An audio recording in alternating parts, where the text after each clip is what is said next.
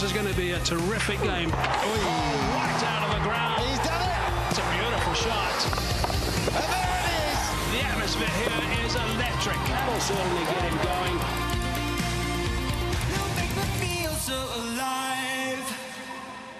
Hello everybody and thanks for joining us. We are good to go for the start of the second test match. It is Australia against South Africa. Australia winning the first. Conditions here in Port Elizabeth are a little bit overcast, as you can see, but what an important test match this is.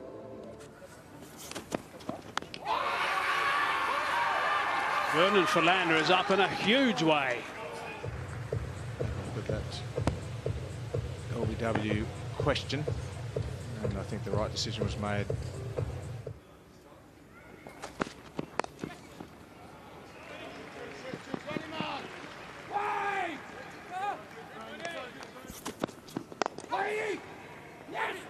Punched. Probably just two.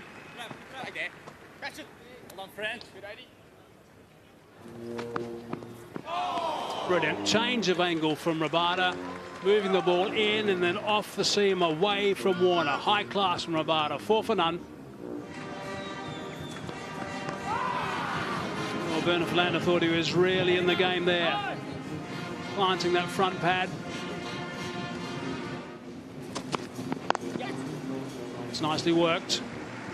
Well played by Bancroft. That's going to go for 4. That's downhill. That's gone for 4 quite smartly. Yeah, through the leg side. Oh, gets a hand on it. Vernon Philander. Stop 4. Just off the pad, I think. Watch the umpire and get his reaction. Yeah, just a leg by there for David Warner. It's straying through the leg side. Bancroft been waiting for that all morning. And it will be his first boundary. Now, it's a hard chase. The ball might win it. Warner's first. But, oh, it's a brilliant stop. Oh, Maharaj has awarded the boundary by giving up on it like that. So that is Warner's first boundary of the test match. Nice stroke. No problem at all. In the perfect position. That will give Cameron Bancroft a great feeling. No need to chase that one. Over pitching in this over. And Guidi's getting some heavy treatment. Oh, no, Warner's seeing it fine now. Don't worry about this. Not a long, hard volley by any means. Bowlers have had the better of the first hour. It's nipped around.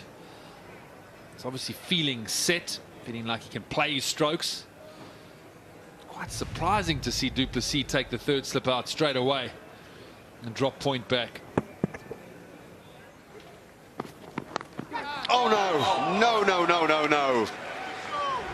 You simply wouldn't believe it. Well, we spoke about it.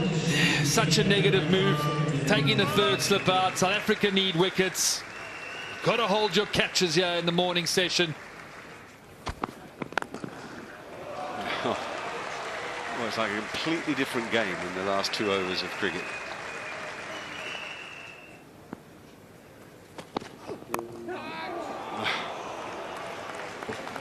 Well, there's nothing you can do about that other than post a third man, which no one does in the game anymore.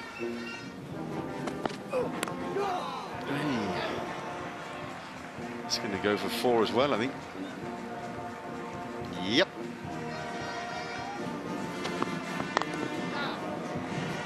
Amazing shot that is. Power, confidence. Warner determined not to be dictated to. It's beautifully played. Just a little bit short and pounced on by Warner. That's nicely punched. Down the ground. 4 more runs. Second bound of the over for David Warner.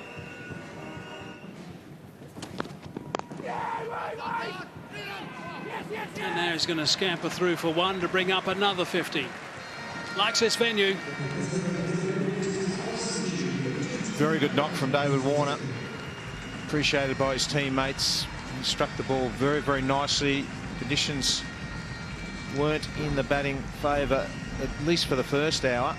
And he's weathered that storm and then gone on. He's a good clip, good strike rate, and very, very dangerous from this point. Yeah, no boundaries in his first hour of batting in the middle, but since then he's been in fine form, striking into the boundary regularly. A bit of connection maybe there. We'll have to wait and see what the umpires say, whether that's going to be leg buys. I think Rabada was looking for the LBW, actually. He said that was leg buys. Yeah, he did eventually signal. Inside edge. That's nicely played. Use of the feet, gets it too straight, and then just whoops it through mid-wicket. There's an edge. They've got one. Vernon Philander's picked it up. Now that's gone some distance as well. He's been sparring at those all morning, has Bancroft. That's a good catch from Quinton de Kock. A little bit of a movement away. Good catch by Quinton de Kock, low to his right. And as we expect, often the case for South Africa, Vernon Philander is the one who gets the breakthrough. New batsman is Usman Khawaja. Not in the best of form at the moment. It dropped. If you call that a chance, it's dropped. It's a fluke if it stays in the midriff of short leg, of course.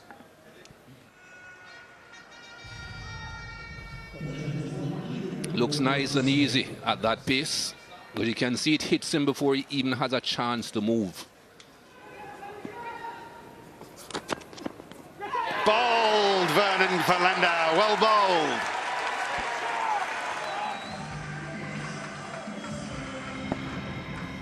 Drew him into the shot. It was probably wide enough to let go, that one. But Vernon Philander gets his second, so he's having a good period. Steve Smith. Remarkable record to rate with anybody or ahead of anybody except for Bradman in terms of the stats. Down he comes. Very positive in the footwork and the ball strike. Looks to me like a man on a mission. I think they recognize that the three seamers, just one of the three have bowled well so far, so they can't afford for Maharaj to continue. Standing so wide. Oh, he got it, has he? Oh, he does like it, he doesn't get it. It's a manic appeal. Good delivery again. Nips back in, goes a long way. Hit him outside the line, too high probably as well. Well, that's the line again. Just keep it off stump, just outside off stump, and move it in both directions if you possibly can.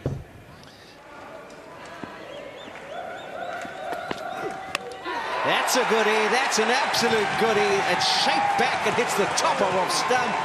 Lungi Ngidi, 2 balls into the attack, and David Warner's on his way. Boy, that's a massive wicket. Warner's looked to score. He's taken the game forward. We've spoken about Ngidi wide of the crease. Sean talking about he's been working on the in-swinger. And there it is, the reward. David Warner gone. Top of middle stump. Through the defence of David Warner. He's been out there over 2 hours. Got through Vernon Philander. That was the pace and a bit of extra bounce as well. And that'll bring him a lot of confidence. And South Africa, 2 quick wickets after the lunch of German. David Warner goes. Sean Maher strolls to the crease. Got a good average of 40. 600s to his name. He's batted well in the first Test match in Durban. Tell you what, all right, you got to give 3 slips. You got to get another catcher in there. I'll tell you what, he's got to get Rabada on from the Park Drive in now. 2 wickets in the first 10 overs after the break. Got to go to your frontline seamer, get him in the game. Try and get Steve Smith before he gets in. Well, and it's just giving you the indication that there's a bit in the track. And I think it's nipping at both ends, not just from where they are bowling from at the moment. It's definitely hitting the seam hard, and it's just giving you a bit of purchase. See that one there? Just went through the bit of extra bounce.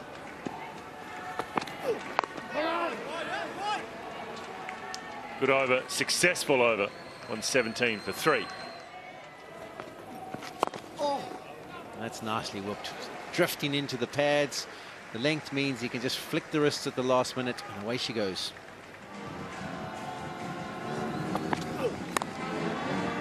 That's away, vacant third man region, so that's gone for 4. Easily done by Smith.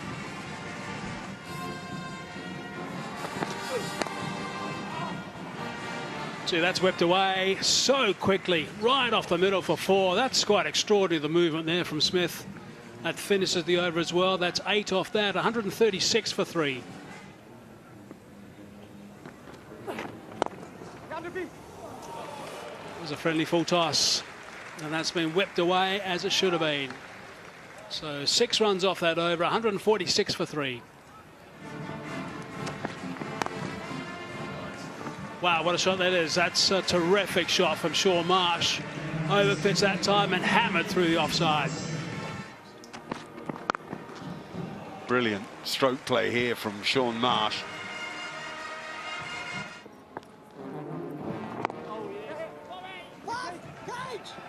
Good run. Oh, is it? Is it a good run? Oh, my suspicion is it is just. Reckons it's really tight. He seemed to celebrate immediately. What do we think? Yeah, it was brilliant bit of fielding from KG. Is it? No, he's just got over the line. He wouldn't have been convinced, Steve Smith. You can see his head's facing straight down. He wouldn't have quite known if he was over the line. He would have just heard the death rattle. That might be out, LBW. Yeah, that's much closer. And Smith kind of knew it. He's almost started walking. No bother with a review. KG Rabada. Oh, well, not yet anyway. KG Rabada seems to have a wicket. I mean, in general, a player like Sean Marsh will say to his captain, I'd review it if I was you. I think he's got that one badly wrong again. So that's another waste. There's a personal review from Steve Smith. And it's the length and movement. If you can get some movement foolish to where it pitches to Steve Smith, that's when you're in business. Well, it's highish. It probably is catching the top of the stump. Steve Smith, incidentally, out of picture, has walked off. So it's fine for line, and it's fine for everything, and Smith knows it, and probably thinks, what am I doing reviewing that?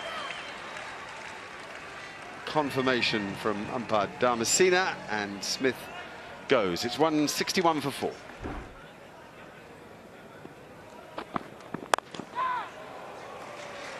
It's lovely driving here from Sean Marsh. Time after time, when offered, he takes. It's not far from LBW either. That's out, LBW. This is a big spell from KG Rabada. There is a review remaining. It certainly came in quite a bit. Has to be missing the leg stump totally. You do get the feeling that probably at worst it would be an umpire's call on the angle. Probably hit him in middle stump, and I think that should be crashing into at least leg stump. Yeah, middle and leg. Above the knee roll is always an issue. Got to be hitting the top of middle and leg, hasn't it? Oh, the top of leg. So a fine decision by umpire Damasina, rewarding the bowler for smart thinking. And that brings Pat Cummins to the crease. To Pat Cummins. Oh, is that a ball? It's a nick. It's given. He's on a hat-trick. Pat Cummins, a little outside edge. The ball before, Mitch Marsh, a little inside edge. Well. In the words of another famous commentator, it's all happening out there. Just about saved as far as the no ball is concerned. Pushing it, but he's safe there, Rabada. And another outside edge. But what is also interesting is what are these batsmen doing when they're getting these outside edges? Seems as if they're playing forward. It seems as if the ball is a bit fuller than previously. And that's what you want to be doing if you're getting the ball to do a bit. Mitchell Starc to the wicket, played such a key role in the first test match with both bat and ball, crucial runs. That's the right length. It's a pretty good shot. It was on the up from Mitch Starc and he's hit through the line. It's a very nice boundary. You know he's going to play his shots, but it's worth the risk. We've seen that length. That length has been the reason for so many of the dismissals of late. Good shot from Starc.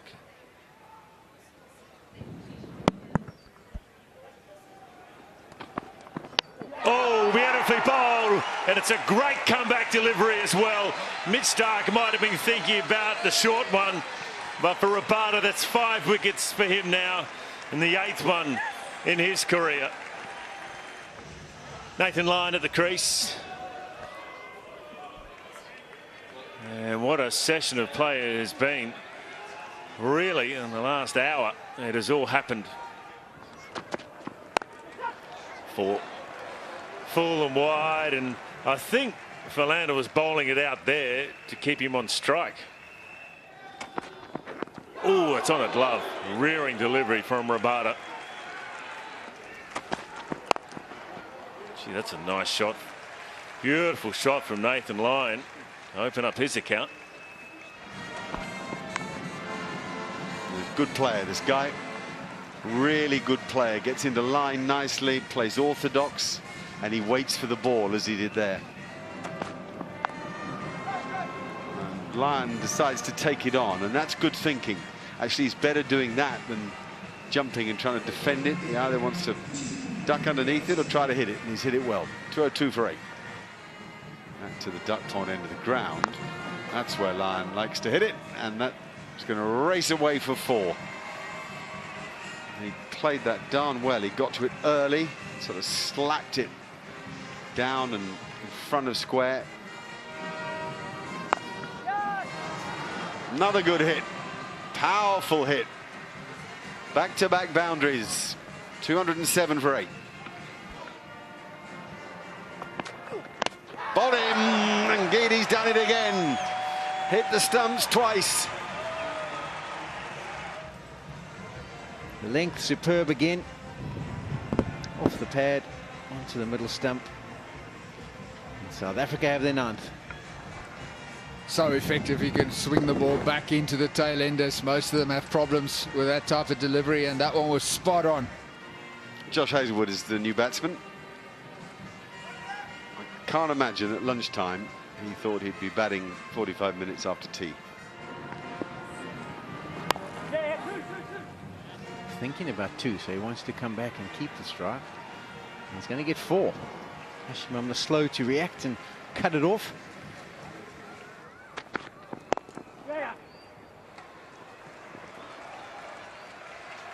Running away across this fast outfield, and good fielding saves the boundary, but means that Tim Paine has 3 and therefore the strike. Whip that away. Good connection. That's gone for 4. That's a good solid shot. Oh dear. Had no idea where that was. Beautifully directed by Rabada. That was bang on the money, that one.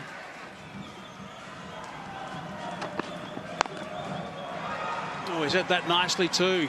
That's not that short, that delivery. That is a really good shot from Paine.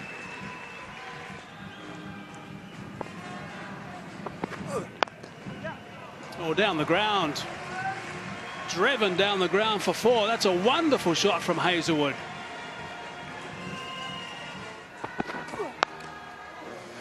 See, that's driven through the covers for 4. That's the second really good shot from Hazlewood in this over. Bowled him. And Ngidi's got another one, so that's a nice thing for Ngidi. He's picked up 3 now, and they're 3 pretty important wickets. He's had a good outing today. 3 important wickets.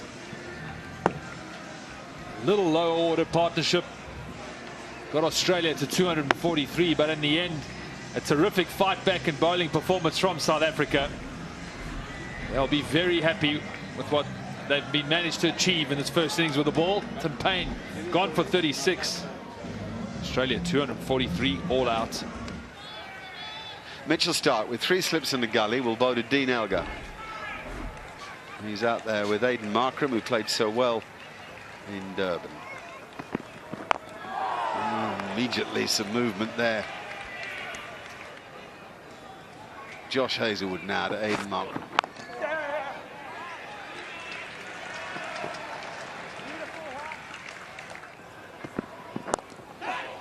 Oh, that's well timed.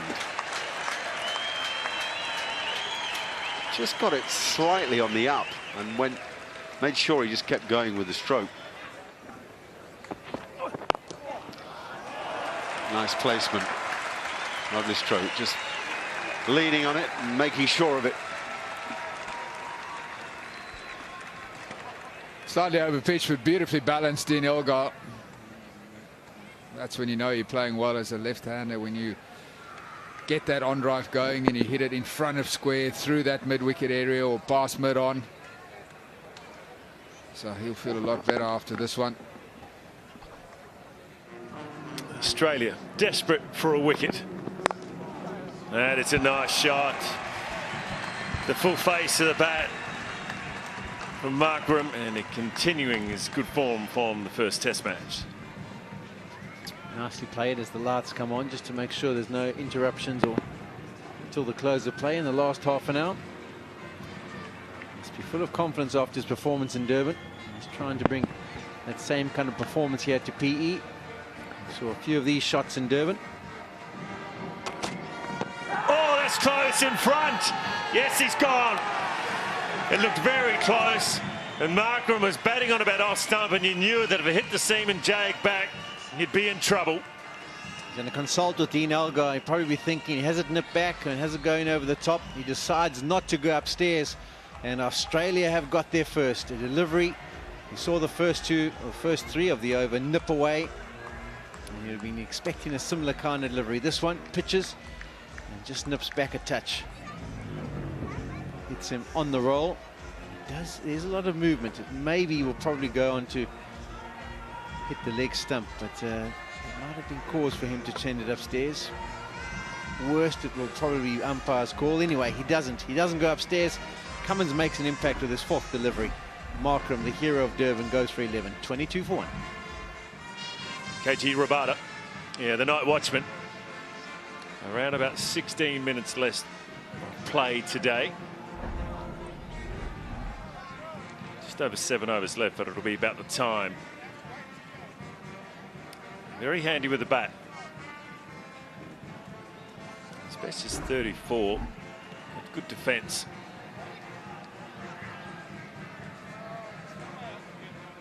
Got the chest guard, but no arm guard for Rabada. Here's Pat Cummins around the wicket. Oh, a clip through the leg side. Thank you very much. The night watchman just off the mark with a boundary. Yeah, poor delivery first up. Probably trying to attack the stumps. We saw Rabada get knocked over with a reverse swinging ball both innings in Durban.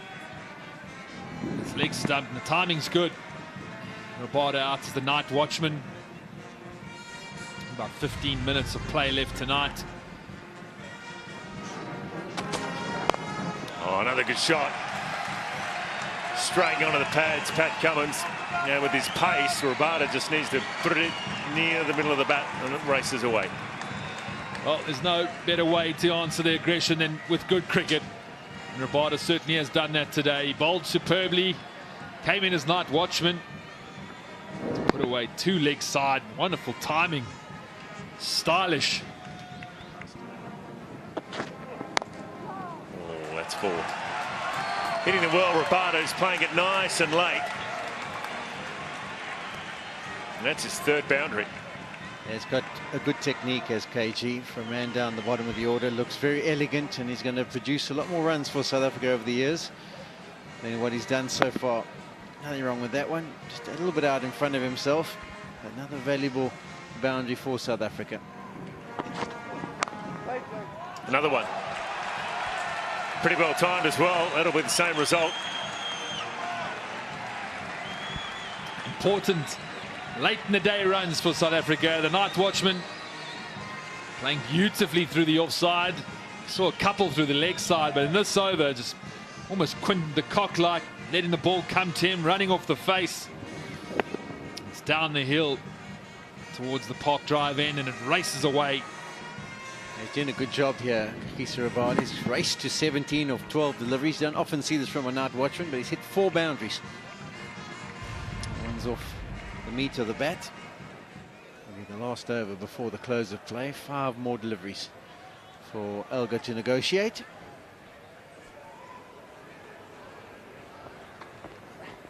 Oh, what a turn. And doesn't have to play at it. And that will be it. Stumps on day 1 of the second test match. And it's been a very good one for South Africa. Yes, it has, BJ. Excellent one for that man in your picture also. KG Rabada, Kagiso bowled an excellent spell either side of T to open the game up for South Africa. 1 point Australia, 98 for nothing. Lost their first wicket the over before lunch. He's come out at night watchman and played beautifully also. So a big day for Kagiso. Dean Elgar will be happy too. The best day in the series for the South Africans. Bowling the Australians out. Going to 39 for 1 for the close. Well, no doubt about it. They would have gone to the lunch break thinking, oh, we've got a lot of work to do. 98 for 1. That was Australia. And didn't they bounce back well in the second session of play and also the last session? More importantly, just losing the 1 wicket. You know, you go to the break with 1 wicket down. You expect that late in the day. So plenty of work to do for the Australians. Yeah. South Africa 1-0 down in the series. They needed an early start. I mean, good start to this test match, and they got that today. They bowled well, bowling Australia out for 243 and followed up with a good late evening batting performance. Lots for them to build on tomorrow. Here's the match summary. Australia 243. South Africa moving to 39 for 1 for the close. Still trailing by 204, but a very positive day for them.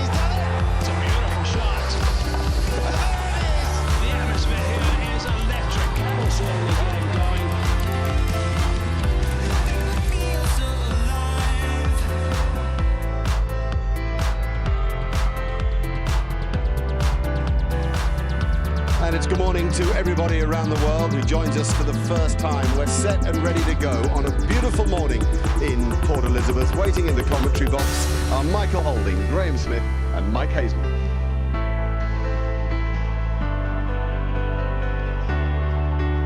What a day yesterday. 282 runs scored, 11 wickets taken. Run rate was 3.36, so that was seriously entertaining stuff. The conditions are better today. You can see there's quite a bit of blue sky around the place. Australia making 52 many. That's the general assessment from a lot of people, including the South African players.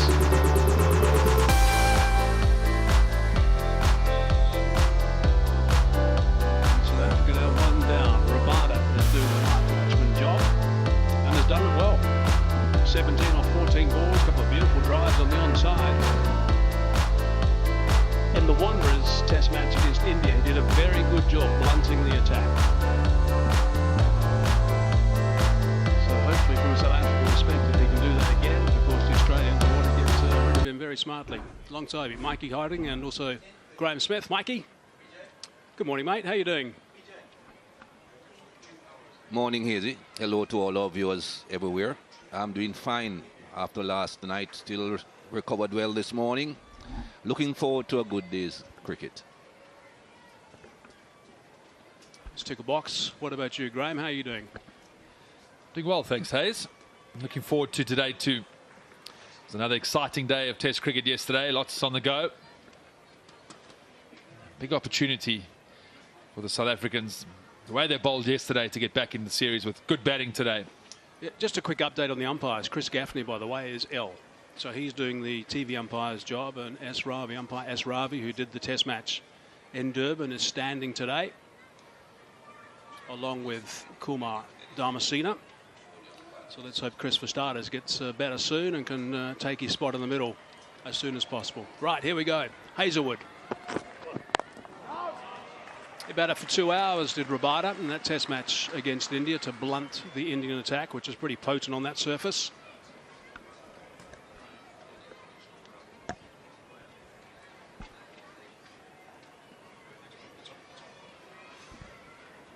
Yeah, he did his night watchman job last night. All the hope in that dressing room would be he can hang around, blunt this new ball, and even go on to add a Test 50 to his 5-wicket haul yesterday.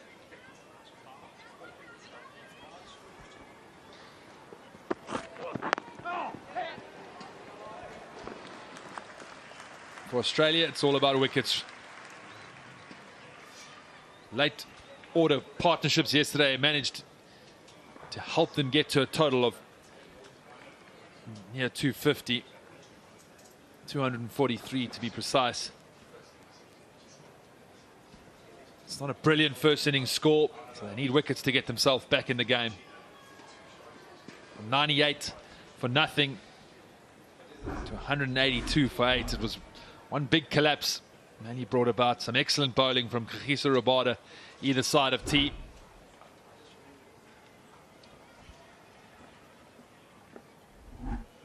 Three slips and a gully. And that's past the outside edge.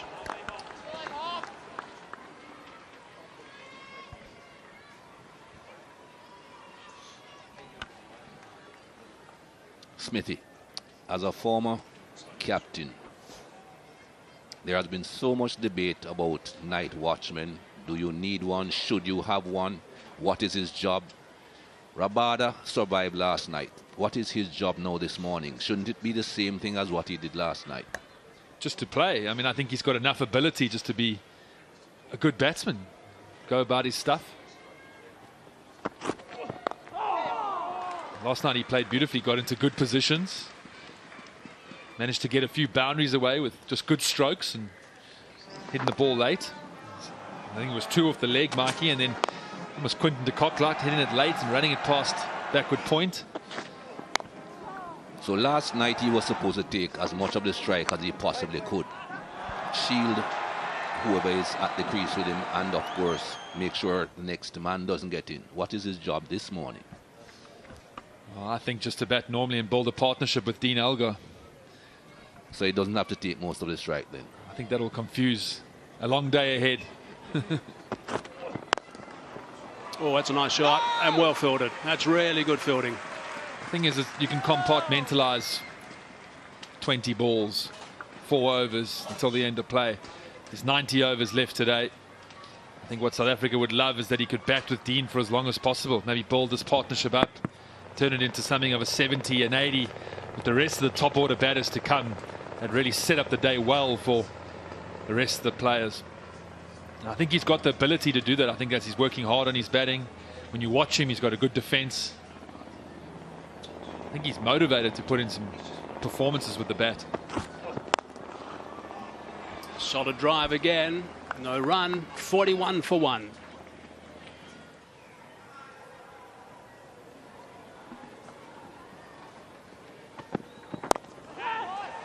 Oh, that's nicely played. He's got that away sweetly for a boundary. 6 runs off that over. Nice way for Elgar to finish. 47 for 1.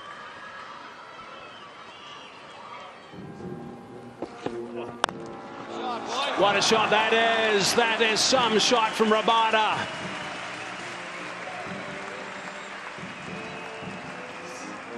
are we sure that he's a night watchman?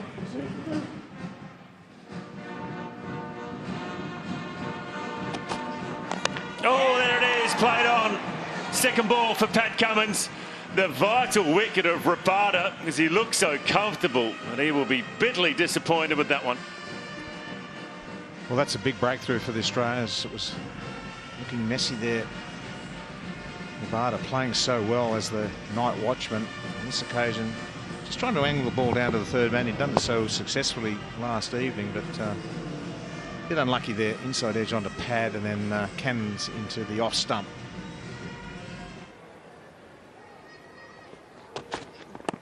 Beautiful to shout given. He was late on it, Hassan Amla. He thinks he may want to refer it. He may be thinking, did it hit him outside the line of off stump? But it just jagged back beautifully on the perfect length from Pat Cummins. No doubt. It's a good line.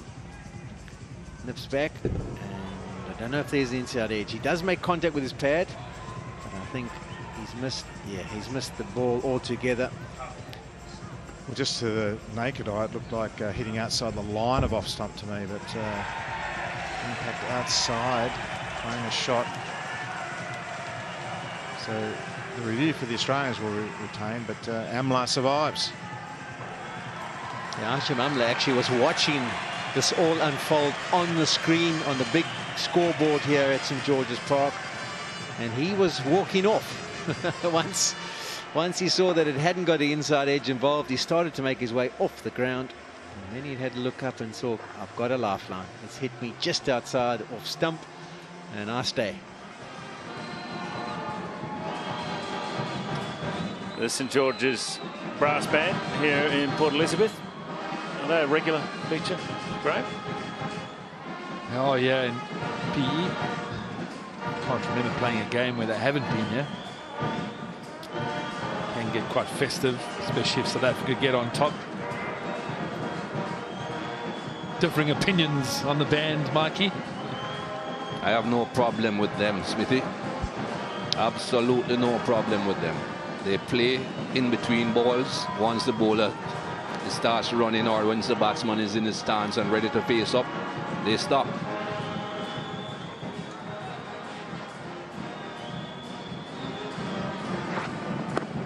Close.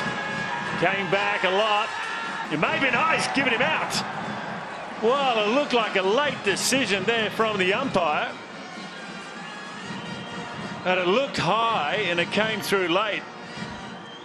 You think for with the Hashim, second time now. Yeah, you think with Hashim referring straight away that there probably is a bit of bat maybe also. He was very sure as he was given straight upstairs.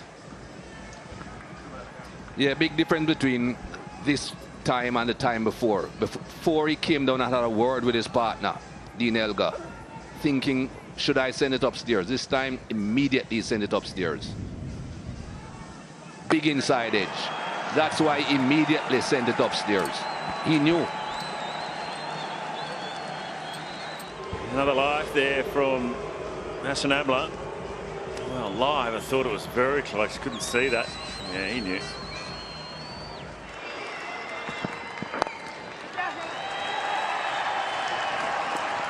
Single brings up another one. Another 50 for Hashim Amla. Bit of relief for him. He's had a bit of a tough time of late, Hashim Amla. We don't often say that because he's been so consistent at 50, number 39. So a good way for him to come back into some form. Probably hasn't been his most flowing half century, but very important for his own mindset, plus the very important as far as South Africa is concerned to build this first innings. That's in the edge. That would have carried to around about a third slip. Would have been about ankle height. It brings up 50 for Dean Elgar. So it's good stuff from the gutsy South African opener. A little bit of good fortune there, but he's notched up a little mini win.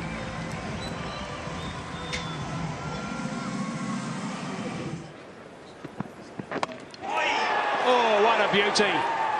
What a delivery that is. That is brilliant stuff from Stark. So straight after the break, he has struck. He's demolished the furniture.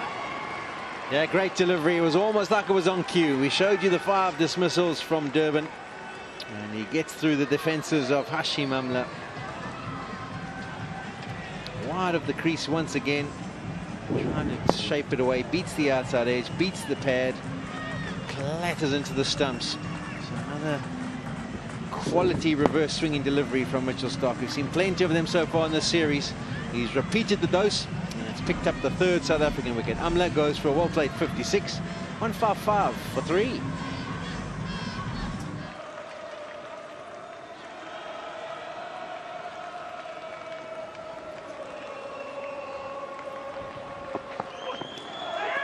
Wow, what a delivery. They've got him as well. Dean Elgar knows it. He dropped his head straight away, looked for the finger. He was hoping that finger wasn't going to go up. It went up pretty smartly. So a clear neck was heard by umpire Damasina. And Elgar's mainstay has stopped. Yeah, good delivery from around the wicket, straightening off an angled delivery towards the stumps. And the band wasn't playing. Damasina didn't have any troubles hearing the edge. This was what South Africa had been worried about. They went nowhere in the last session. All of a sudden they've lost 2 wickets. And Australia still 88 ahead. Now South Africa are 4 down. It's been a gutsy innings from Dean Elgar of 57. It comes to an end. South Africa 155 for 4.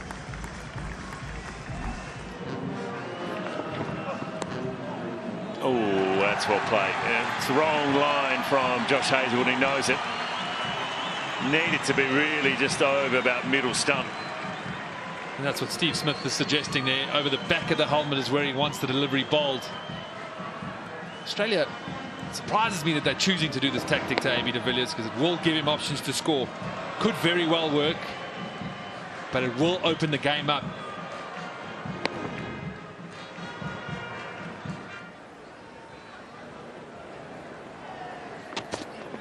Oh, that could have been off the glove. I'm not sure. They're confident, the Australians. The umpire doesn't want to know about it. They're that confident they've got to go upstairs, and they do. He's pointing to his arm there. AB de Villiers.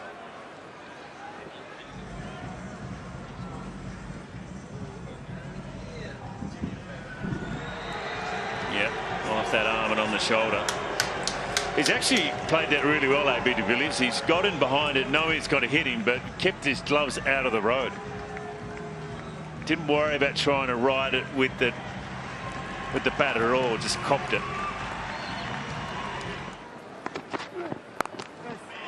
Shots. Short from Marsh. Du Plessis doesn't miss out. Positive frame of mind. Bad ball was there and he was onto it. That's the way to do it. When that bad delivery comes, maximise it. Short, wide, sits up outside off stump. If du Plessis is good there, plays that cut shot well, gets right over the top of the bounce. That's close, very close. He's given. Big wicket for Mitch Marsh. Once again, he is in the game with a breakthrough. They're going to have a look upstairs. AB de Villiers signalled to du Plessis. I think it's going down leg side. So they're going to have a look. Well, I don't know. It looked good from where we are. He's got the knack, you know, Mitch Marsh. He broke a partnership in the first Test match in the first innings. That one's just tailing back. Well, he hasn't got any bat on it on that. The umpire's given it out, so I reckon he's in trouble. Good bowling, stump to stump, spot on the line, bang, in line, hitting leg stump. The Aussies back in the game. South Africa lose their 5th. They still trail by 64.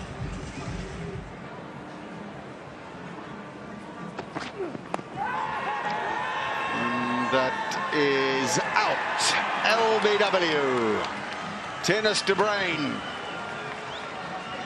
Complete change around in the fortunes of this game, as there was yesterday afternoon. 6 down now. Another brilliant delivery from Mitchell Marsh. Very full, but swinging back at the right-hander. Brain early at the crease. Swing a long way. He's got a bit of a step in.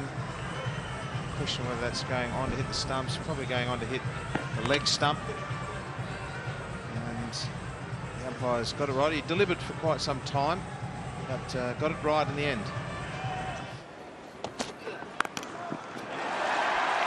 He really does pick up the ball so quickly. De Villiers has hit that down and threw very straight mid-wicket, almost as if he preempted the delivery.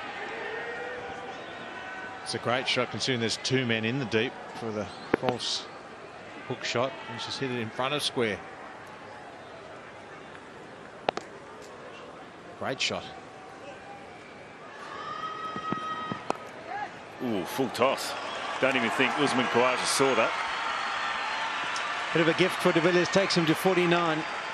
Wide full toss. And you do feel, as Brendan said, even if it had gone in the direction of Khawaja, you probably would have worn it rather than caught it. It's 49 of 61 deliveries as well, strike rate of 80. So that's good going under these circumstances. Oh, the full bungler as well. Back-to-back boundaries for AB de Villiers. Yeah, brilliant from De Villiers, takes him to 50, giving this inning some real impetus. The 44th 50 in his career, 11th versus Australia, and his 5th in PE. He's got 2100s as well, but it's more important his attitude and momentum that he's given this South African innings. He's been absolutely brilliant. Sometimes you do just get that feeling that he's a cut above.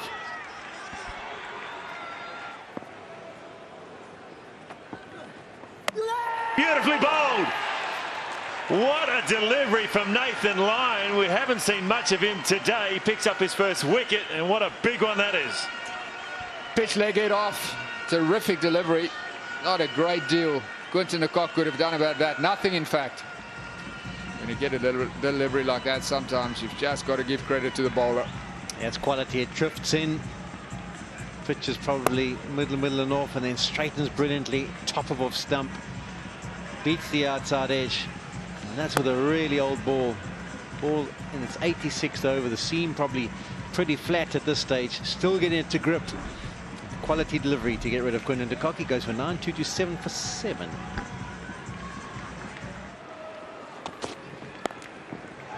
Nice shot. Up and over the top. Another boundary for AB. And now South Africa trail by 2. When you're bowling to someone of the likes of De Villiers, sometimes the margin for error is very small. This one just back of a length. He gives himself a little bit of room up and over. And moves on to 66, the highest individual score by a batsman in this test match so far. Played beautifully in Durban as well during the first innings, AB de Villiers. He was left stranded on around about 70. He was excellent there, playing equally well today.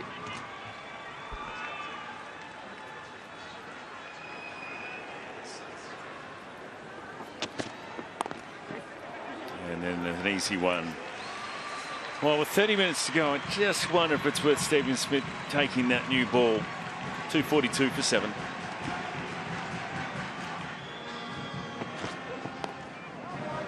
That's fine. And it's also 4.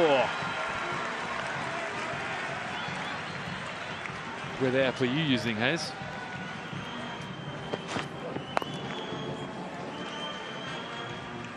Single to start brings Vernon Philander back on strike.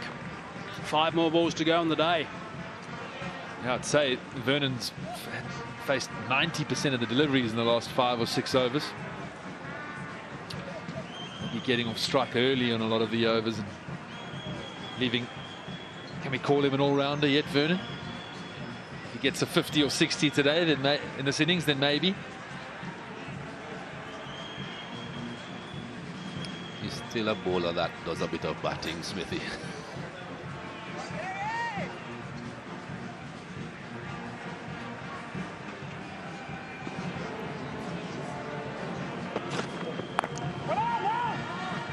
South Africa were 155 for 2. That's the score they lost their 3rd wicket on.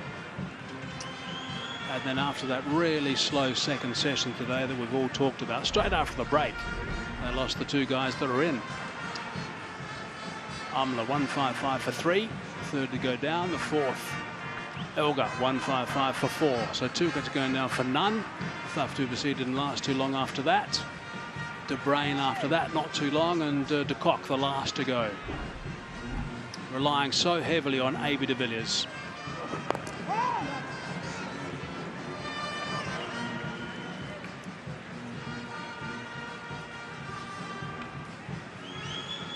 I think Australia were quite happy when A.B. de Villiers got that single to get at Vernon Philander. I think they definitely can get these in these 5 deliveries to get a wicket here. I think on the other side of the coin, South Africa might be happy also to have A.B. de Villiers away from strike. Don't want to be losing him in the last over of the day. They want him back tomorrow. And I think they have faith in Vernon Philander that he can survive these 5 deliveries. But even if he doesn't, there will be no other batsman walking to the crease if he gets out. So A.B. de Villiers will survive until tomorrow. And that's what South Africa want and need. Yeah, they need a A.B. de Villiers special tomorrow. He can turn that first session into something great. We're hoping a test 100 for him, and Vernon can hang around. Australia will want to knock them over as quickly as possible and get batting.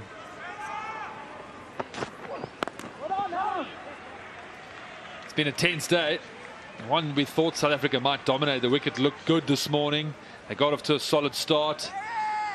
We've spoken a lot about how they dug themselves a hole in that middle session, allowed Australia to find rhythm, to find confidence, got the ball reverse swinging. The game went nowhere, and all of a sudden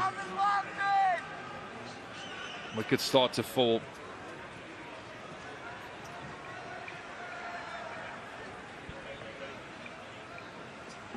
Right, so we've got 1 ball left in the day. The lead is 20. That's where we are. A.B. de Villiers are the non-strikers then. It's up to Philander to see it off from South African's perspective. And he does that. So that's it. That is the end of day number 2. It has been another good day of Test match cricket. We had a beauty yesterday, it really did. That was wonderful to watch. And this one has ebbed and flowed. There's no doubt South Africa didn't get it right at one stage when they were going at a snail pace. But now A.B. de Villiers has put some life back in proceedings, and he's 74 not out. And as I said, the lead is 20 runs.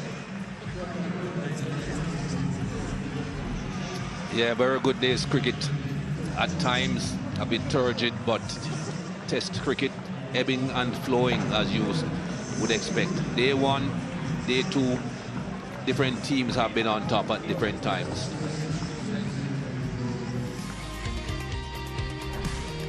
Righto, let's just reflect on the situation at the moment. There's the batting card. Elgar 57. It was a hard-fought innings. Never found any sort of rhythm to his play. Him and Amla put on a decent partnership, 56. Then, after the hole was dug, it all fell apart. Wickets with a reverse swinging ball, and required something special from de Villiers to get them past Australia's first innings score. A lead. Landed, chipped in a little bit at the end. There's the partnerships. 88 between Elgar and Amla, but it came at a slow rate, which allowed Australia to find some rhythm. And an important one at the end for Land and de Villiers, getting South Africa to 263 for 7. They stuck manfully to the task, the Australian bowlers. Cummins got the first 2 wickets, and then no more for him. But all the others contributed, and Mitchell Marsh played a very important role here. The seamers were getting a bit weary. You can see how many overs they all bowled. But Mitchell Marsh, 9 overs, cost just 26 runs, and he got a couple of wickets. Yeah, some of the Australians certainly dug deep today in the field, had to do some extra work, and that's the situation at the moment at the end of day 2. Australia winning the toss again and batting first. 243 they got to. Warner the top scorer. Rabada was magnificent. 5 for 13 in 19 balls at one stage yesterday. That was really special stuff. And South Africa now 263 for 7. This game is very much alive. We are seeing there might be just a little bit of rain around the place tomorrow, but let's keep our fingers crossed and hope that's not going to influence things.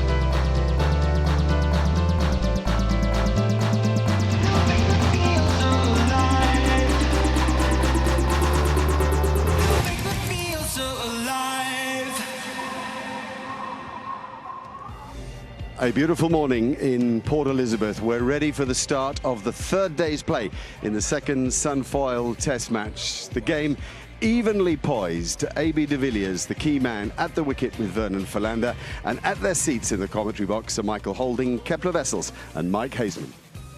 They'll be thinking somewhere around about the 80 mark, I guess. Things go really well. They'll be thinking a little bit past that. So that's the story at the moment. Australia won the toss again, batted first. Warner top score. There were guys getting starts and not capitalising. Rabada was magnificent for most of his performance with the ball. 5 for 13 he picked up in 18 deliveries at one stage, which was just ludicrous. And South Africa now lead by 20 runs. Alongside me, Kepler Wessels and Michael Holding. Let me say good morning to you, boys. Mikey, good morning. How you doing? Morning, Hazy. I think I've recovered from yesterday. I think that lead between 80 and 100 is so important, and if South Africa do bat for the full session, then they'll be in a strong position. Righto, here we go. This is going to be a tense first hour. Mitchell Starc to AB de Villiers. Whipped away. Just the one. AB's got total confidence in the abilities with the bat of Vernon Philander, as he should. 30 degrees today, 30 tomorrow. I'm still hearing reports of 40 on Tuesday. Next up. Couple of slips in the gully for Hazelwood. Oh, that's a beautiful shot. That's nicely played. What a good drive. That's a loosener and slapped to the boundary for 4. He's made some very good contributions for South Africa. Vernon Philander with the bat. A lot of ability. Top scorer 74. He's often bowled South Africa out of trouble with these late order contributions. A good clean striker of the ball. And that's a beautiful shot.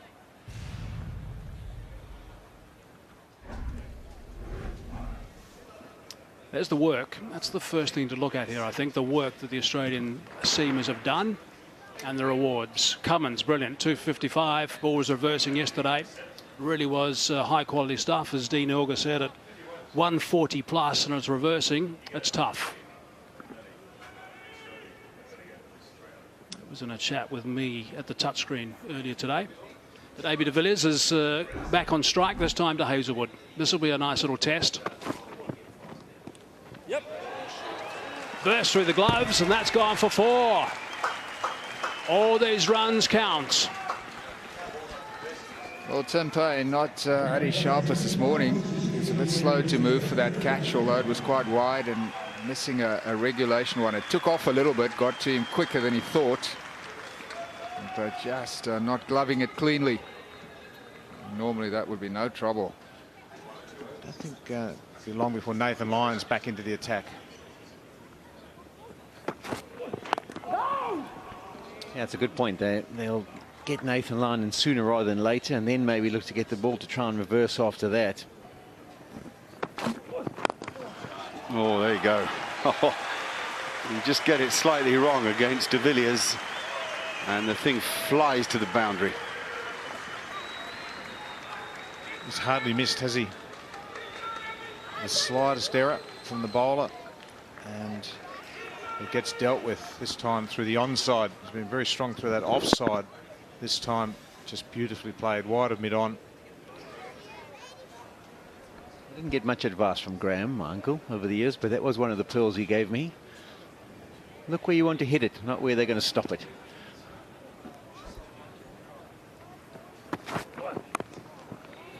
That's well played. Really well played. Right at the top of the ball's bounce. And he just sort of guided it like he was doing runoffs in the morning. 296 for 7. There's been a couple of reactions from Hazelwood, which is starting to show where the mindset of the Australian bowlers are. A little bit of frustration. There's frustration as de Villiers whipped it through mid-wicket. Frustration again as it's guarded down to third man. They would have wanted this new ball to talk first thing this morning before. Well, the question's asked, is there a little too much bounce there? Too much nip and bounce, and Smith, as ever, eager to explore. I would suggest he doesn't go. I think that's over the top. I think time's up anyway. I think that saved him a review. Similar kind of delivery to what we saw to Markram, but this one makes contact a bit higher above the roll. I think that's clearing the leg stump comfortably. Good delivery, length, and it just nips back. Probably not even in line with leg stump either. Going well over the top. Not much going for it, in fact.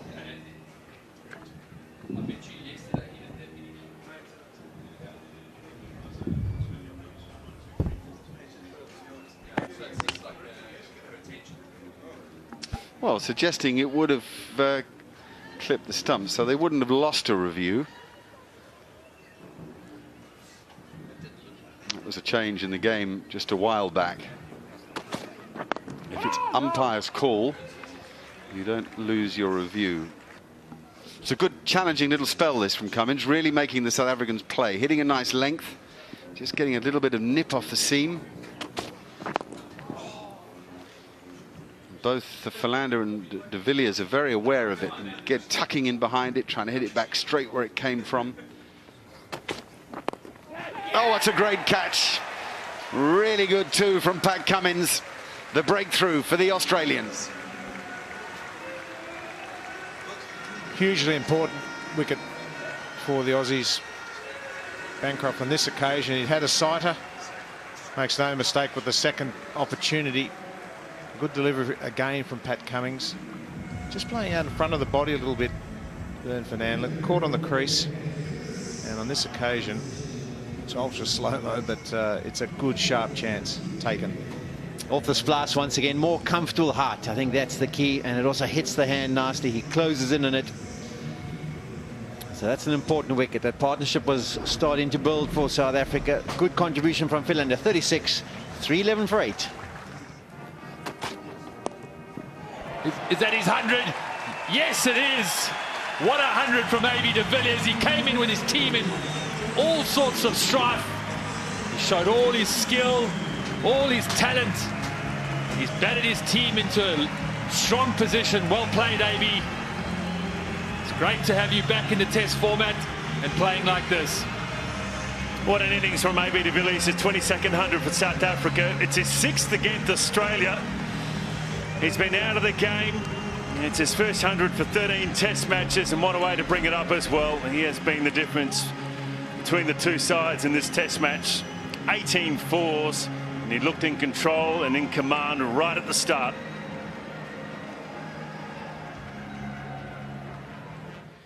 But they are vital, as you say. It is the difference. The lead now is 80. Goes for it in the deep. And coming around, Usman Khawaja. He takes it and brings it back. Very good catch. It was close to the rope. And A.B. de Villiers cannot believe that Maharaj has played that shot. It was touch and go on the boundary. Well, we think it's all good. Well, let's certainly be having the third umpire, television replay umpire, to have a look at this. Brain dead cricket from Maharaj.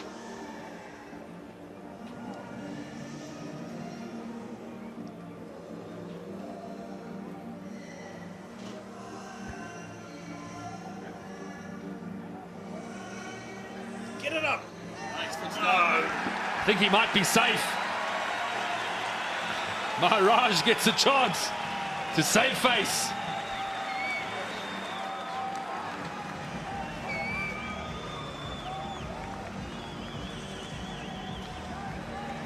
The ball's still in his hand. It's not out.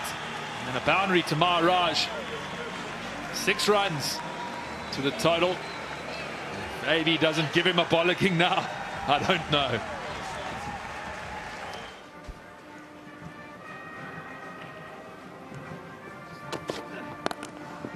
Through the leg side. Beautifully hit and over the top. First one we've seen. That is a shot. I don't think it was that short. I think he created it by going deep and outside off stump. Just picked up the length. Timing. I think A.B. de Villiers knew that he was not going to be getting a half volley. So he was back early, outside the off stump early. He knew exactly what shot he wanted to be playing. It's going to be short. It's not going to be a half volley. So bang, no problems there. Oh, he's gone for it. He's nailed it.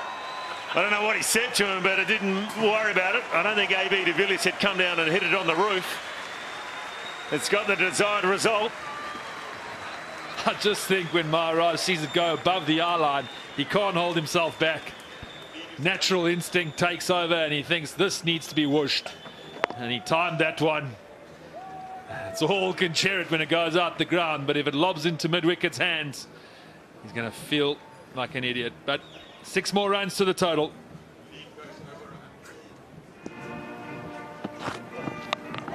Got him this time. The slog does not work.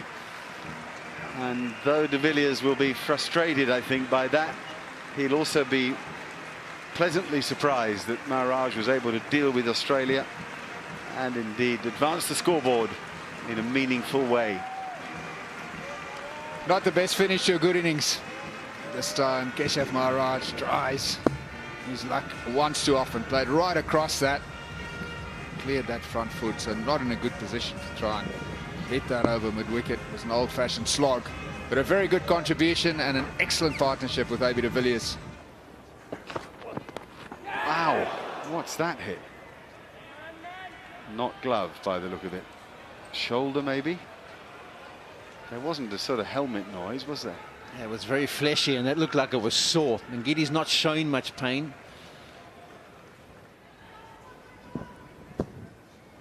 Shoulder.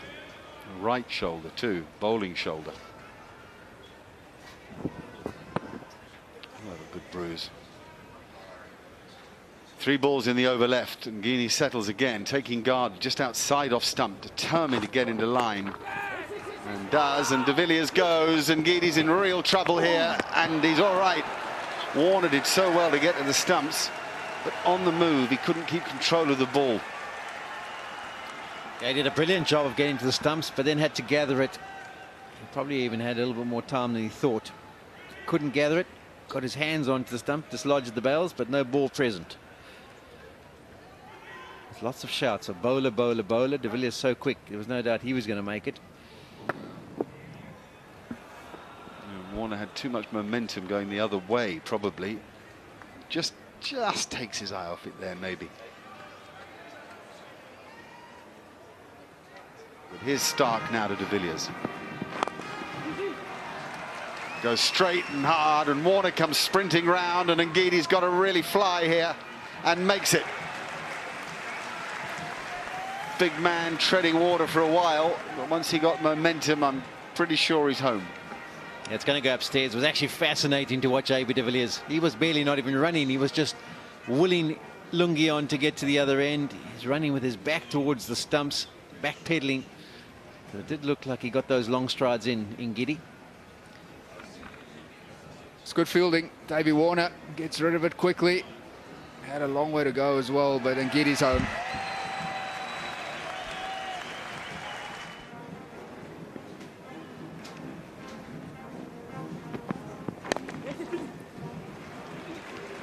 I think there's 2, is there? Oh, and Nguidi's got to go again. Really got to go. He's out this time.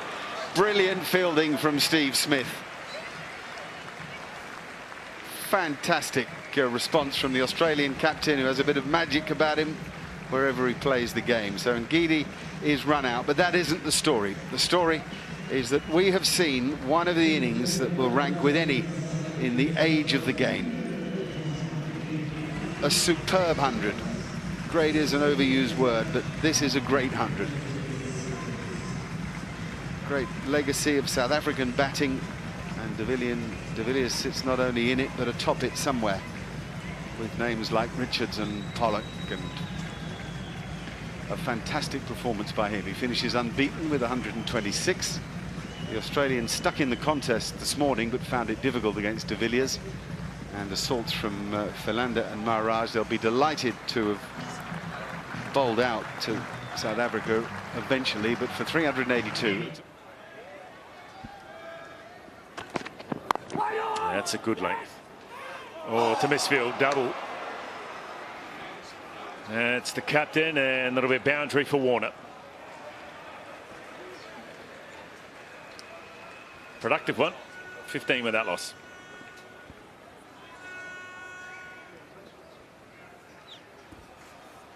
Well, this has gone from a potential run-out opportunity. Cameron Bancroft was very late to leave. If that ball was picked up cleanly, there was a run-out on. Bowled in. What a beauty. That is a beauty. What a delivery that is. Magnificent stuff from Rabada. That is the wicket they wanted. Brilliantly bowled, Gachita Rabada. The ball was moving around. He was bowling quickly and aggressively. He got this one spot on. Back in through the gate. So that's a wicket South Africa been after. What I like is that he has not gone round the wicket. Every time they go round the wicket to Warner, he's a lot more comfortable.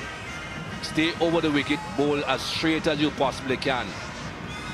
Has problems when you bowl that line. Second time now that he has been bowled through that gap. Bat, pad, wide apart, ball through the gap. Off stump feels some pain. Keep it there all day. First wicket for South Africa. Warner goes 27 for 1.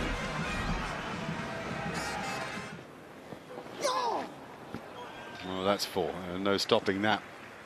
I would argue that you could bring Long on up and get him trying to shut the face on it a bit against the spin.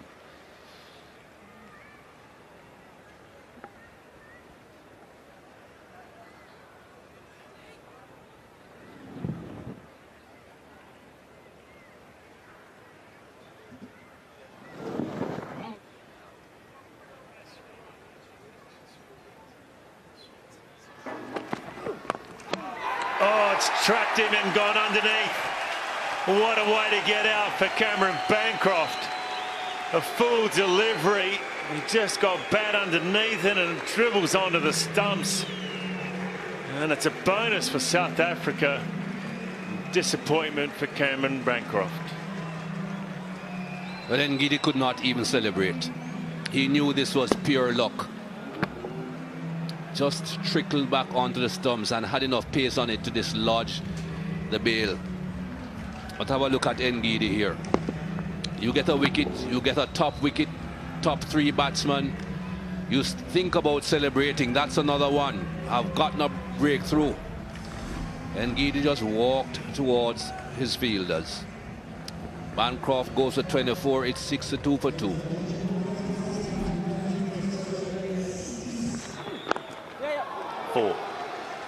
Beautifully played down the leg side and good enough to just whip it through square leg.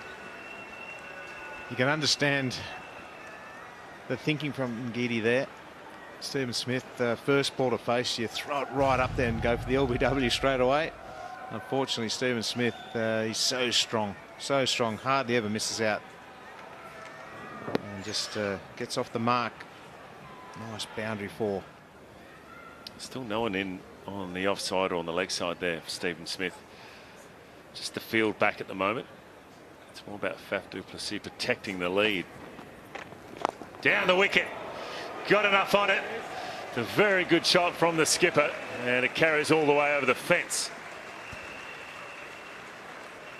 Well, brave batting from the Australian captain. He's only been in there a short while. Down the track and boom, straight over mid-off. Great shot.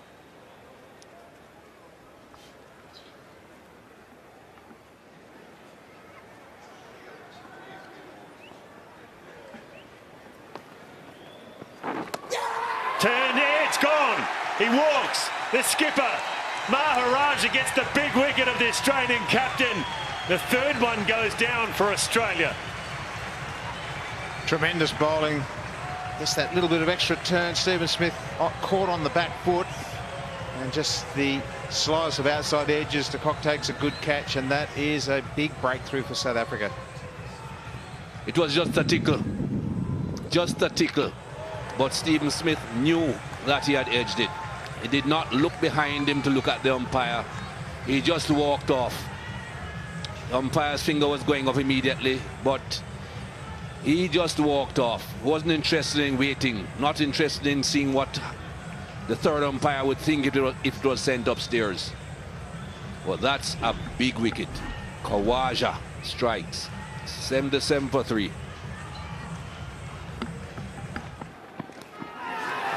there's a wicket. First up, there it is. Rabada. Rabada is really, really special. That is a big strike straight after the break. Rabada's got him, hit him in his pad a few times in this series, and you wonder whether that's played on Marsh's brain, because it is the away swinger, and he's just prodded and pushed at it. Straight after T. Hazy, you said everything's happened in the evening session.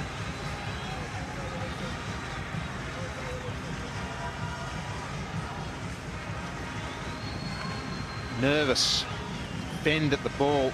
Just a real nothing shot. The ball just drifted away, but dragged so far wide of that off stump, and just the faintest of edges. He's gone. Confirmation from Ultra Edge. Just the faintest of nicks behind. Good bowling, but dragged way wide of that off stump. Nothing shot. And unfortunately for Australia, Shaun Marsh is gone. So Marsh for one, 86 for 4 now, Australia. Oh, fine stroke. Gets inside the line and pounds it away on the leg side. Huge strength in Mitchell Marsh.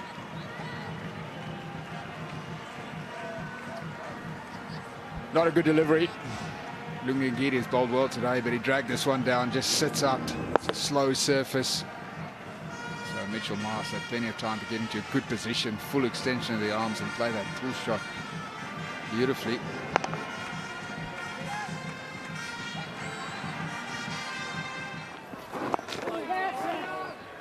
Oh, good 50. Finally got there. It's been a while since Khawaja was on 49. He hasn't had much of the strike. Nice little placement into the leg side. A really good innings, a calm innings. Lots of lovely strokes. He's an elegant player to watch. And valuable runs. He's busy chipping away at this deficit. Always a good feeling when you come out of a tough time and you break the shackles and you get a score. And so he'd be feeling much better than he did over the last couple of weeks.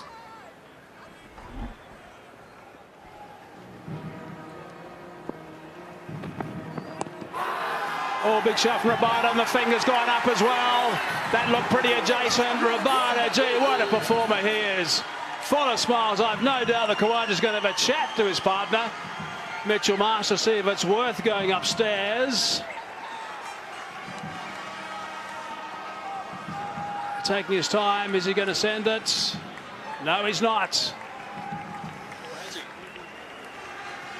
I think it's taken too long anyway, but now he's going to be waking his way off the ground. But brilliant from Kagiso Rabada. He's been absolutely superb. He's bowled 15 overs of quality fast bowling throughout this innings. He got rid of David Warner with an absolute peach, and late in the day to trap Khawaja in front on the back foot in front of off stump. And South Africa were maybe just starting to think about the close. Du Plessis would have absolutely loved another breakthrough in the 5th wicket before they went to the overnight. And KG Rabada has produced the goods with a wonderful delivery. Perfect length, hitting top of off. And Khawaja, after playing superbly well for his 75, has to depart 173 for 5. There's a look at what happened today. 8 wickets going down, almost 300 runs scored. The run rate at under 3.5 by just a little bit. So another absorbing day of Test match cricket. So alive.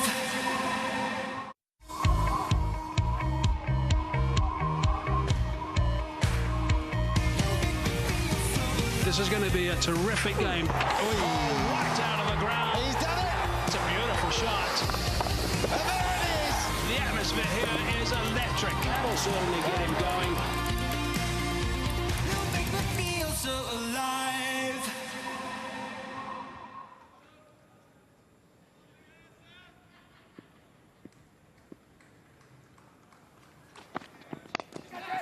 Cries of catch. It was in there for a while. There was a dive from Dean Elgar, scooting it away towards that extra cover fence, and it is 4. That was in the air for some distance.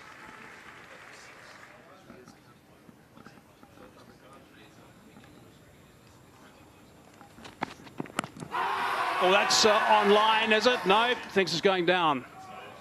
Might have thought there might have been a bit of bat involved. There's going to be no discussion from the South Africans because they haven't got any reviews left. It's an area they're going to have to get right going further into this Test series. Yes, it was a big shout from the bowler. The ball swinging into Mitchell Marsh, catching him on that front pad. There was bat very close to pad. Yes, definitely an inside edge there. That's a good decision. Bowled him. What a beauty. That is an absolute beauty. Now, I think they might want to have a look at, I saw a bit of communication. I think they're going to look at the no ball here. He bowled a no ball, definitely. Second ball of the day's play. In fact, it might have been, yes, it was the second ball of the day's play. So they're going to have a look and see if he's overstepped.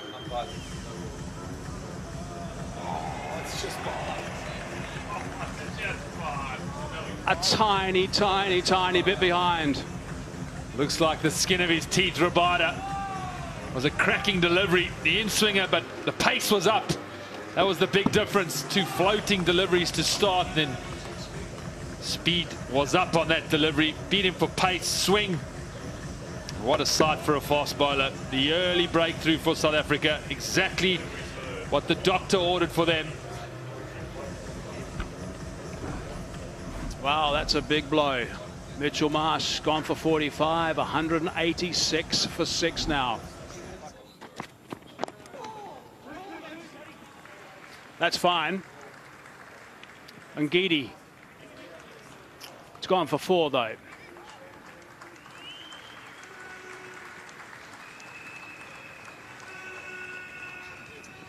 Vernon Philander's unhappy with the fact that he was so square, Ngidi. He was almost a deep backward square rather than a fine leg.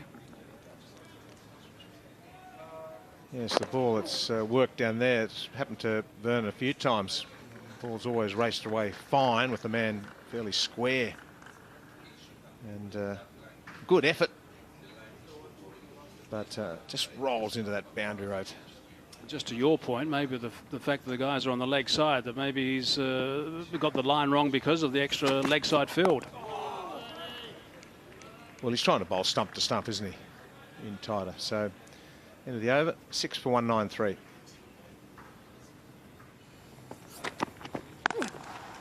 Pull shot, solid pull shot. Nicely played by Payne.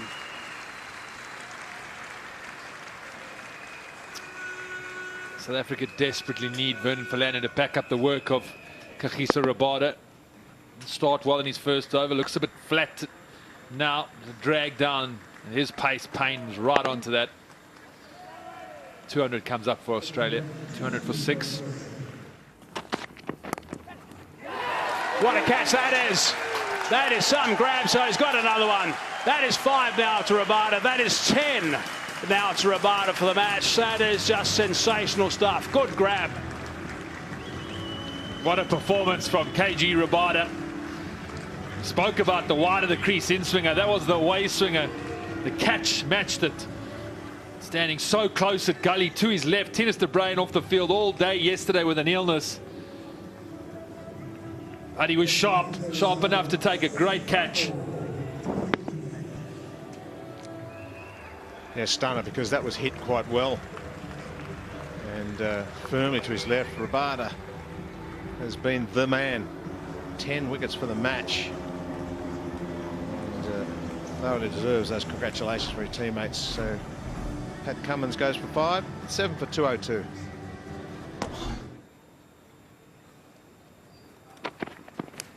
Ooh, was it a little edge? It sounded like something. He walks. Well bowled, KG, number 6. Yeah, we're interested to see how Mitchell Starc was going to play. He's continuing to try and be aggressive. Big booming cover drive. The outside edge is found in Kagiso Rabada. Wrecker-in-chief for the South Africans has been brilliant. 6 for 45, still 2 wickets to fall in the innings. Could be a personal best for him, but this is exactly the start South Africa would have been after. Pick up 3 quick wickets. The lead is just 65. Beautifully bowled. Beautifully bowled, exactly the right length. There was a little feather through to the keeper. And he gets his first, if not first one this morning, but his second for the game here. 2 for 21 now. Just 2 deliveries into the spell. He picks up a wicket. It's interesting to see the spin vision here, because I think he was actually trying to shape it back into Nathan Lyon, the right-hander.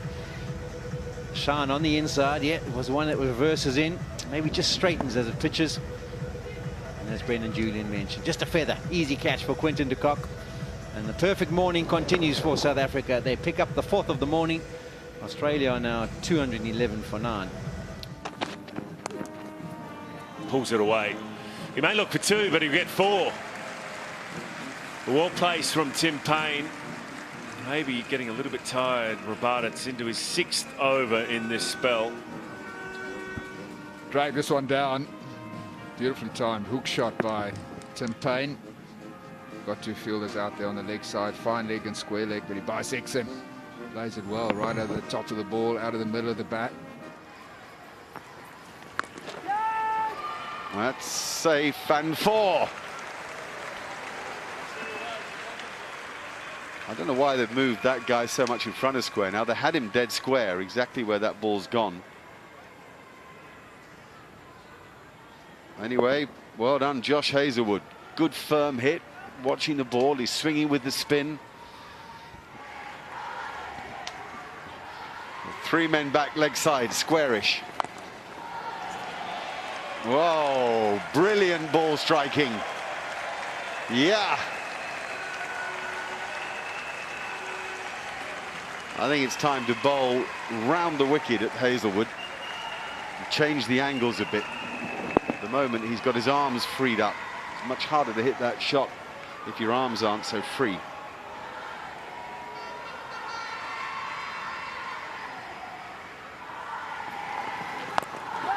Another good one, is it?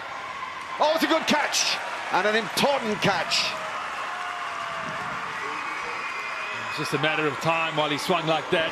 South Africa were just hoping that one would grip in the rough or you'd toe one, and that's exactly what's happened. South Africa bowled Australia out for 239 and require 101. Lungi Ngidi did very well out there. The ball flew pretty flat and hard, and he judged it perfectly. So risk and reward comes the way of Kejav Maharaj, who picks up the final wicket. The bare stats are this: 239 all out in the second innings for the Australians. A lead of 100, leaving South Africa to make 101 to win the Test match. So the Australians 243 and then 239. South Africa 382. There's no pretending that it has the potential to be sticky. What South Africa don't want to do is lose a couple of early wickets and get the dressing room fizzing a bit. See you in just a minute.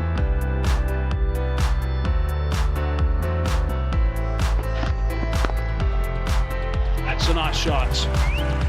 Markram hammers that one for 4. The body go away from this delivery. It wasn't that bad. I felt like I did a decent area. A bit of away movement. The shot is spectacular. Slightly back of a length. He just rocks back quickly. Punches it square. Nicely played by Markram. There's an edge and it's dropped. Mitchell Marsh, first slip.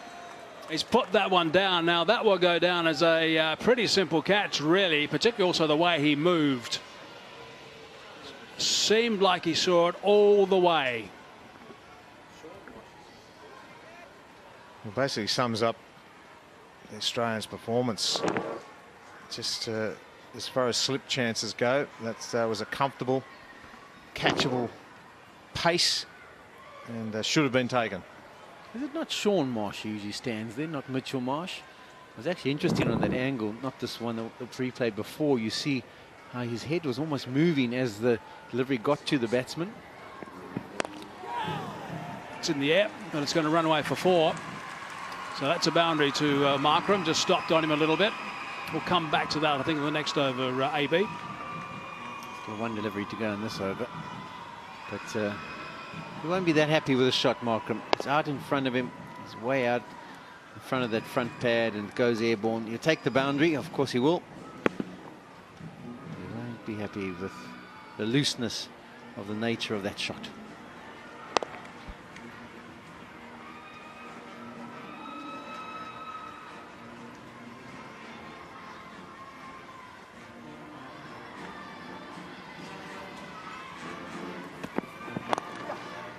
Well, that's a nice shot. That's beautifully timed. That's going to go for 4. That is a really good shot for Markram. That was class. So 12 runs from that over, 22 for none. Line now. That's a carbon copy of the first dismissal in Durban. Elgar did exactly the same thing in Durban, a leading edge and almost exactly the same catch. I'd love to see a split screen of this. Very first delivery, trying to work it to the onside. Elgar's just hanging around, but have a look at this. Leading edge, and it looks clean. First reaction. Nathan Lyon's very confident that's fine, and I think it's been confirmed. Elgar on his way. There's the magnifying glass on it. Fingers underneath that. I don't think there's too many problems. In fact, the players are walking off the park. They've decided they've seen enough on the big screen.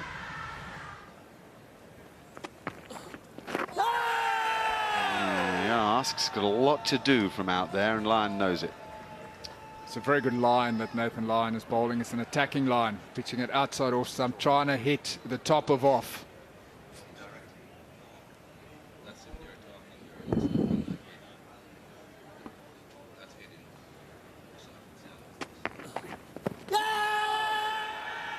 That's very much how players used to play off spin, and then the silly point came into play. And the DRS, where the people are saying, oh, he's not offering a stroke, and it has every chance of going on to the stumps. I don't think silly point's a bad option right now either. Australia need wickets.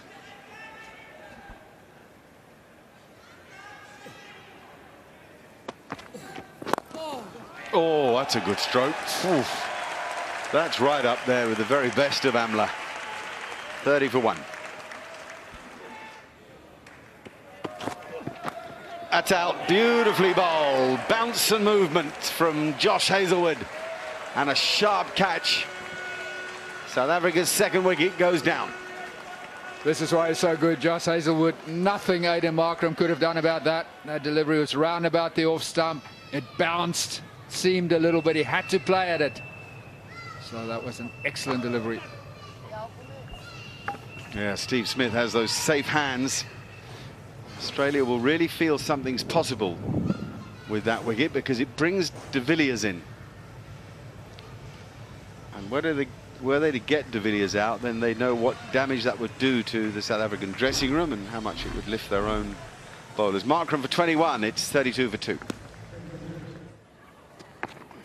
There's an appeal, but he's got to be playing a shot, I think, at that. I think, you know, that I understand why Smith's having a grumble, but I don't think any umpire can be sure that he's not playing a shot. And it's hit him well outside the line. Yeah, the bat is not behind the pad. You can see the bat coming and the ball is spinning in towards the stumps, yes. But it's not that the bat is being hidden behind the pad. So you can't genuinely say he's definitely not playing a stroke.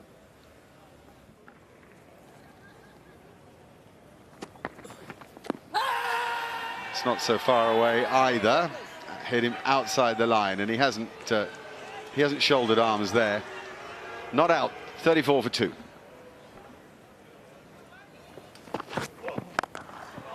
Fine shot, just a bit short, and he's so quickly into position. That's all AB de Villiers needs. A bit full, a bit short, a bit anything that's wrong, and he latches on to it. Exactly what South Africa need too. A quick 30 from AB de Villiers will put the issue beyond doubt. Not a great deal wrong with that delivery, just a fraction short. Oh, and a misfield. 4 precious runs. Good stroke.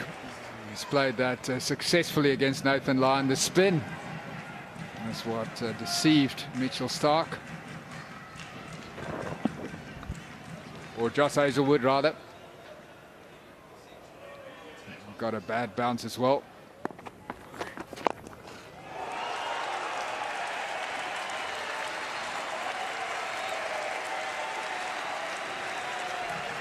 Just too good over to Villiers. Earlier in the over, the reverse sweep, now uses his feet beautifully and lofts it over mid-wicket, brings up the South African 50. That'll ease some of the nerves. Well, it gets them past the halfway mark. Still 50 to get. A.B. de Villiers. Josh Hazelwood jumped wide of the crease to try and bowl that one, but he dragged it down. In control, A.B. de Villiers.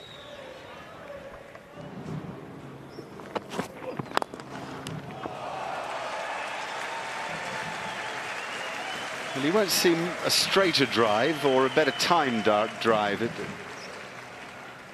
Stroke after stroke continues to impress and entertain from de Villiers. Pat Cummins now. Top edge. Hassan Amla. Not exactly where he wanted it to go, but it doesn't matter. And his run chaser, sometimes the mindset would be a bit different to if Hashim was batting in the first innings in this test match. Drag down delivery, first one from Cummins, and he goes after it. No one back at square leg. It's a fortunate boundary. Just keeps the momentum going.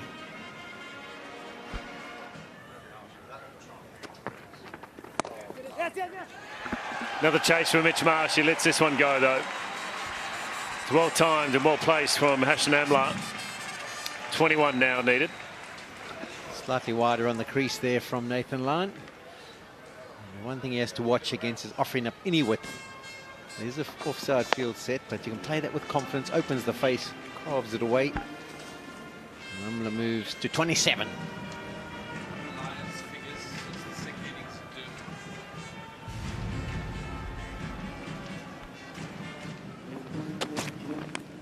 Did he edge it? I reckon he did. It's a wide half volley. Hassan Amla will be very upset with himself to get out like that. He just chased it. He didn't need to. He missed the one before. And still South Africa need 20. Missed the delivery before. Decided to go after the next one. The length was just a little bit better. Some movement.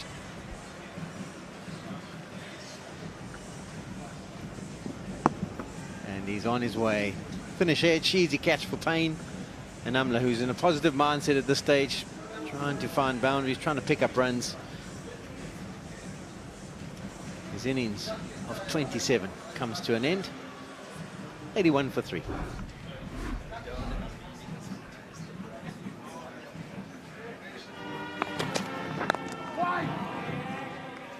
Well, this 20 runs could be much better than any net practice for du Plessis, and that's the way he needs to look at it.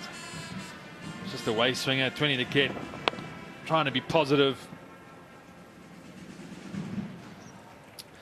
I guess, BJ, before we come off comms, the next talking point I want to throw at you is Nathan Lyon. Since the last innings in Durban, he's gone 2 for 177 in plenty overs, made no impact. South Africans have played him well.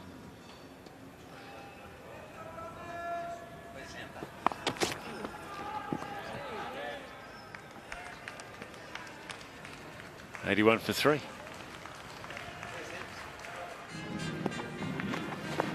Oh, that's out. Straight to him. Down the wicket, glove, and straight to short leg. Well, well, well. 20 runs to win South Africa. They lose their 4th. Use of his feet from de Villiers. Lyon does well to adjust the length. Might just have seen de Villiers coming, dragged it down. The ball grips a touch. And a good take at short leg. Bancroft in the position. No problem with the front foot. Maybe just going to have a look to see whether it definitely carried. There you can see the adjustment much quicker once he saw de Villiers coming. Bancroft moved down the pitch with him, which is a quality that rare possess at short leg. And it means that he's able to bring about the catch And the quick innings of 28 for de Villiers comes to an end. 81 for 4.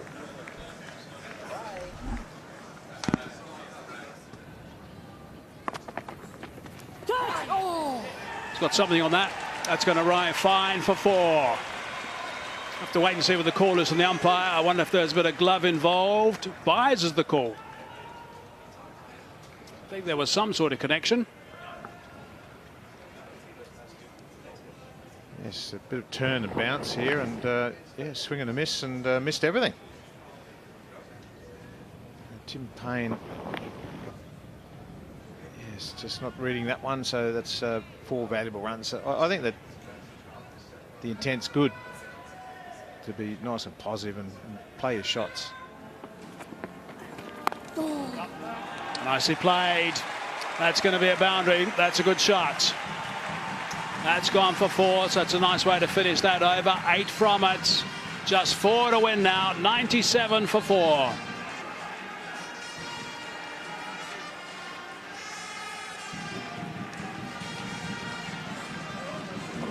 Yeah, dragged down from Nathan Lyon, so with basically just the 2 fielders on the offside, just have to get really bad on ball. So 4 needed. And it's been a good comprehensive win for South Africa.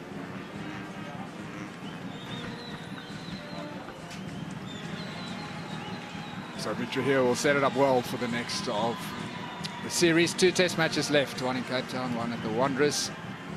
Australia won convincingly in Durban. South Africa at the point of winning convincingly here in Port Elizabeth. 4 to win. And no matter what happens, it's going to go down to that final test, the Wanderers now. So we always do. This is going to be a remarkable series. Some really good cricket has been played. Some not so good. There's been lots of comment about the series so far. There's still going to be more comment to be made in the next couple of days. But there's been some outstanding individual performances on the park. And there will be more in Cape Town. It's too much ability on show.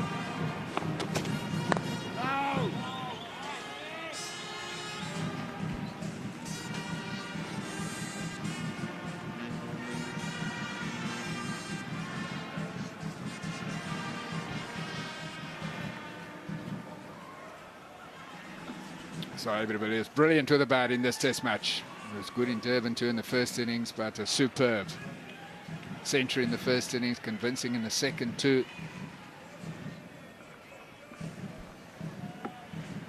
Played the game on a different surface, AB.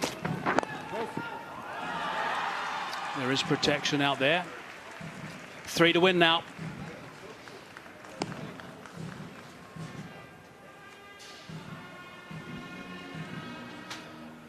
Yes, and finally a bowler got him out. A couple of not-outs, wasn't there, and a run-out. So the Australians were scratching their heads as to how to get him out. And Nathan Lyon found a way.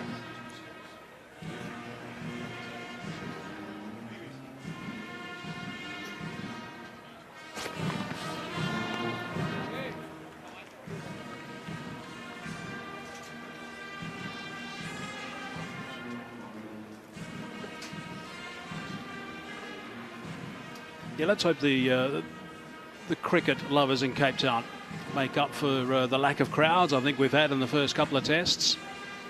Hasn't been particularly good in Durban or Port Elizabeth, but going to Cape Town, Australia will enjoy playing there. Darren Lehmann will be looking for a better turnaround from his players. That's a good shot. Very good shot indeed. That's going to go for 4, and with that shot, South Africa level the series. Excellent way to finish. Dennis de Bruin beautifully driven through the covers to bring up victory for South Africa. Well-deserved one. They had a lot of work to do after that first test match in Durban where they lost and where they were beaten convincingly by Australia. But they were able to turn it around in the second test match. Yes, and fitting that South African captain is out there to celebrate. And congratulations all round. That you will see be very, very happy with the way his troops performed in all facets of the game, they outplayed Australia.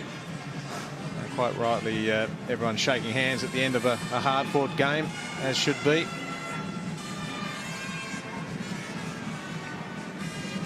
South Africa win by 6 wickets.